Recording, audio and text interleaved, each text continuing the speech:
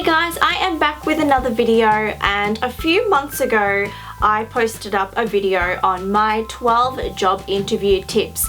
And to this day, I still get comments on it daily, and it seems to have helped a lot of you guys, and I'm really glad that it has.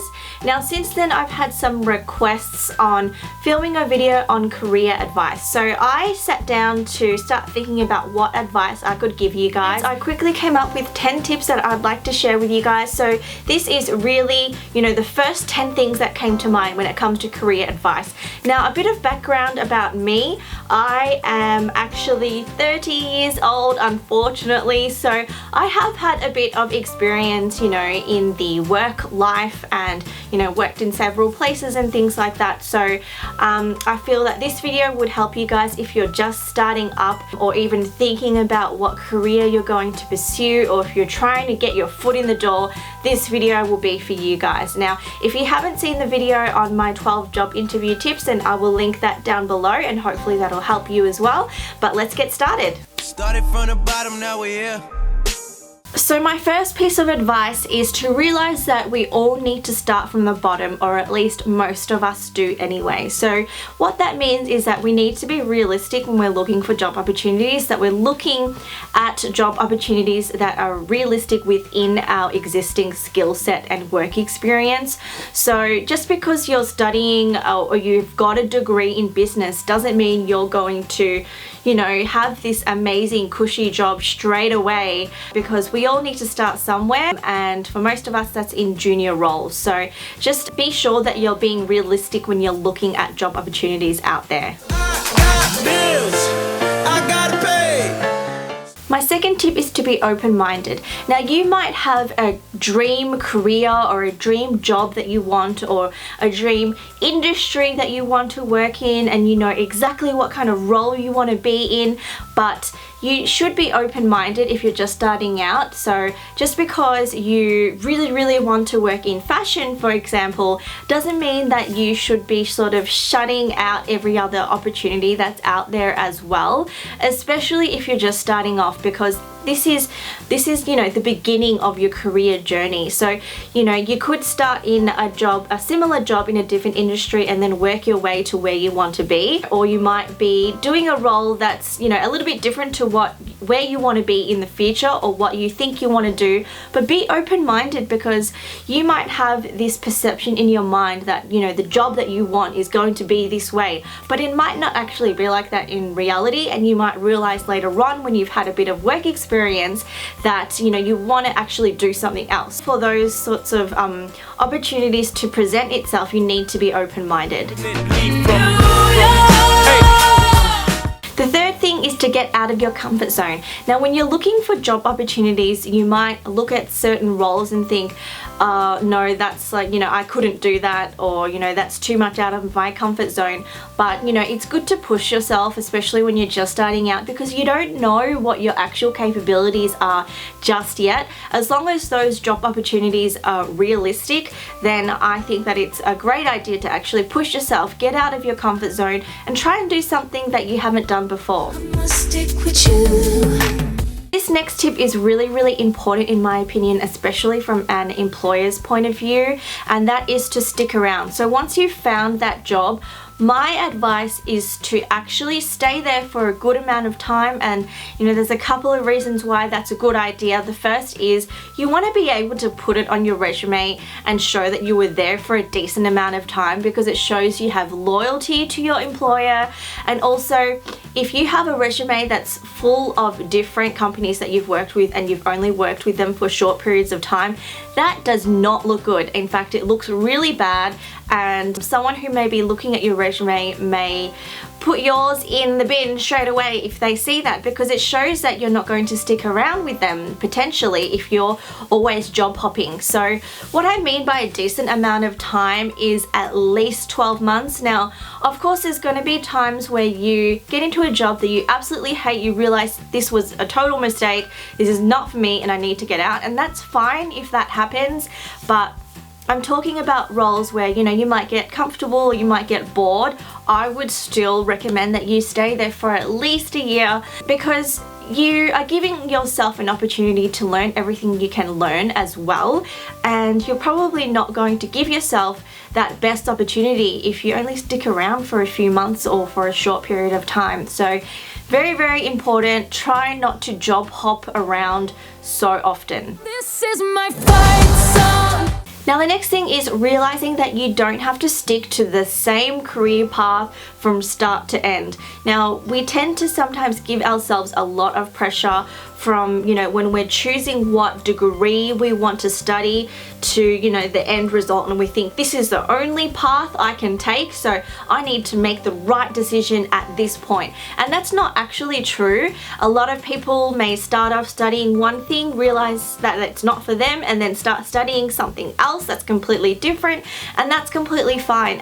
There's all different ways that you can get to, your end career, or, where you want to be, and it doesn't need to be the conventional way. You can do this and do that, and you can go travel in between. It doesn't actually matter anymore. So I would definitely encourage you to keep an open mind and not give yourself that pressure that you absolutely have to make that right decision, and that first job you get is going to determine the rest of your career life, because that's not true at all.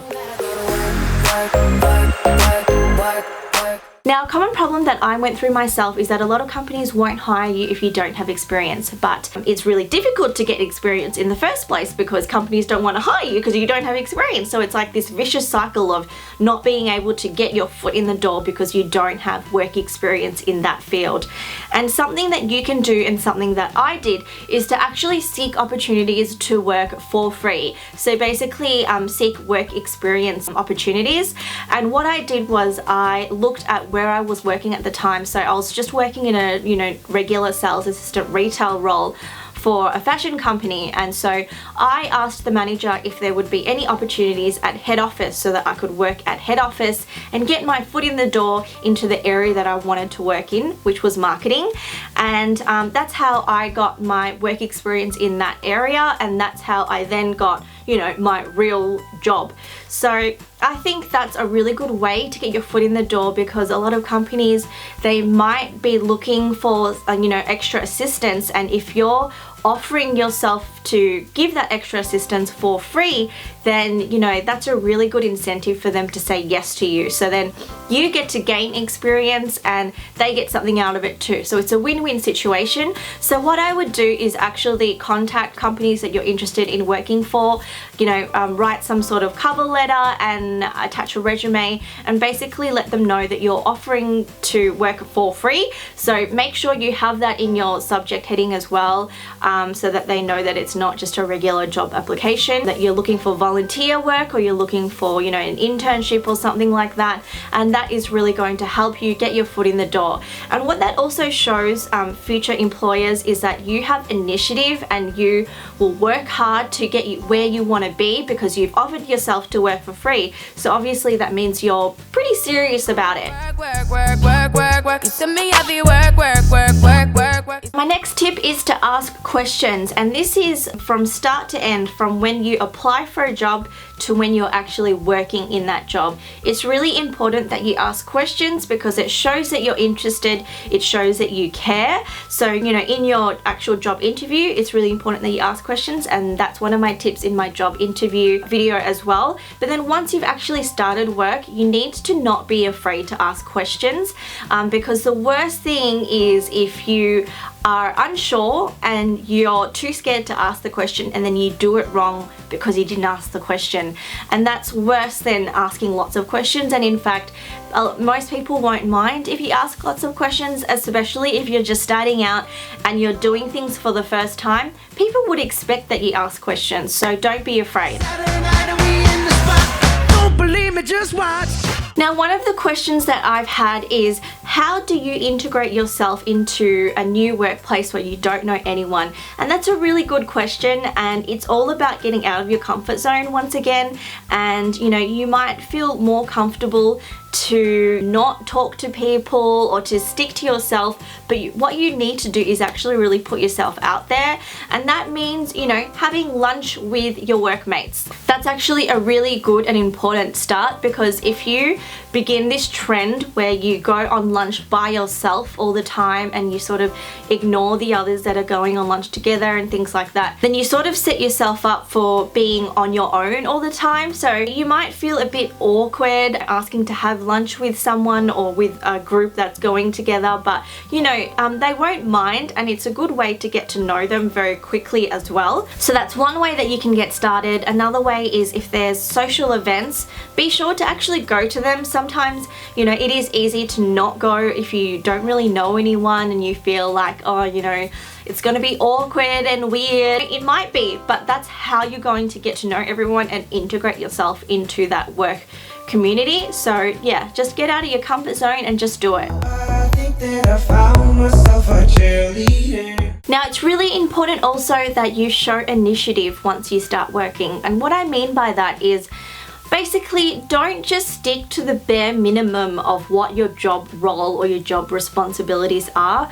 Always look at the bigger picture. If you're doing things, you might even think about how you can do that better, and you can suggest ways that you could do that better and, you know, speak to your direct manager and things like that. Basically, showing initiative means you're really thinking about your role, thinking about how your role impacts the workplace, and thinking about how you can do things to improve and things like that. So rather than just doing the bare minimum, employers will see that you're putting an effort, and initiative is something that is really important, and it's a really good characteristic to have. My final tip is to do everything at 100%. And what I mean by that is, you know, when you're starting off, you're probably going to be in a junior role doing very junior basic things, and that is so completely fine, by the way. Now, just because you're doing junior basic things doesn't mean that your attitude should be really basic as well, if that makes any sense.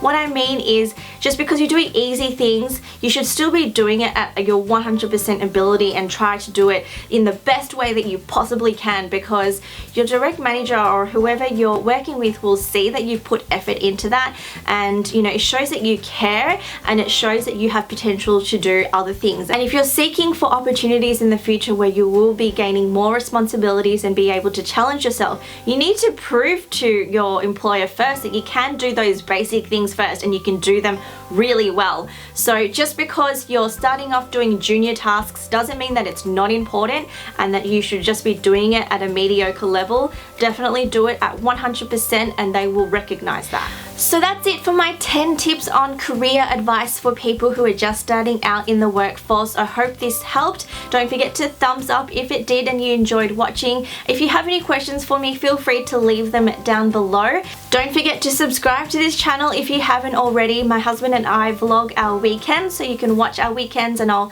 leave the latest one in the description box down below, and I'll see you guys in the next video. Bye.